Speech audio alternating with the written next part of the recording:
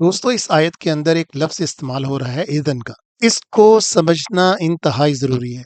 Isn't का हम अक्सर मतलब ये लेते हैं कि अल्लाह के हुक्म से हुआ, यानी अल्लाह की मर्ज़ी से ये सब कुछ हुआ। लेकिन अगर हम इस तरह से इस लफ्ज़ को समझेंगे और इसकी तशरीह करेंगे, तो फिर ये इस आयत के अंदर फिट ही नहीं बैठता। इज़न का मतलब कानून होता है, यानी अल्लाह के कानून के मुताबिक, ना कि अल्लाह की मर्ज़ी या उसकी मंशा के मुताबिक। क्योंकि इस आयत के अंदर जरा देखिएगा, वमा अस्वाबकुम यौम तकल जमआनी, और जो मुसीबत तुम्हें पहुंची उस दिन जब दो ग्रोह इकट्ठे हुए।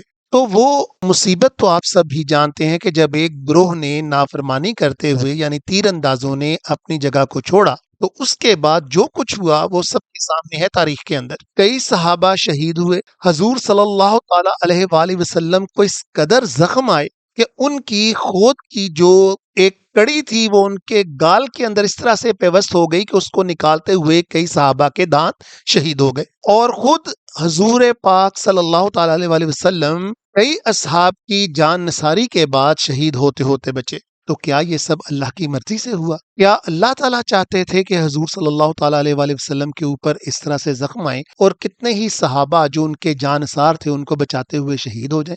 नहीं दोस्तों, इसका मतलब कानून होता है, जैसे मैंने आपको बताया। कानून क्या है कि जब भी तुम अपने कमांडर की हुक्म की खिलाफ वर्जी करोगे, नुकसान तुम्हें पहुंचेगा ही पहुंचेगा। और वही हुआ बदर के अंदर, जब उनके अंदर अफरा तफरी पड़ी, यानी कुफार के अंदर, और हजूर सल्लल्लाहु ताला अलैहि वसल्लम की सरबराही के अंदर तमाम मोमिनीन इकट्ठे थे, तो उन्होंने हजीमत उठाई। और यहाँ पर जैसे ही हुक्म की नाफरमानी हुई तो शिकस्त मुसलमानों का मुकद्दर बन गई। ये जो अल्लाह ताला के तय करदा कवानीन है ना, इसमें किसी के लिए भी कोई तखसीस नहीं है, ना मुसलमानों के लिए ना कुफार के लिए। जो भी इन तरीकों के ऊपर चलेगा जो कि अल्लाह के कवानीन के मुताबिक है, वही फतह से सरफराज होगा। लेकिन फर्क कहां पर पड़ता है? फर्क पड़ता है इसके आउटकम से। जो कुफार होते हैं वो दिल छोड़ बैठते हैं, वो तरह तरह की बातें अल्लाह से मंसूब करना शुरू कर देते हैं।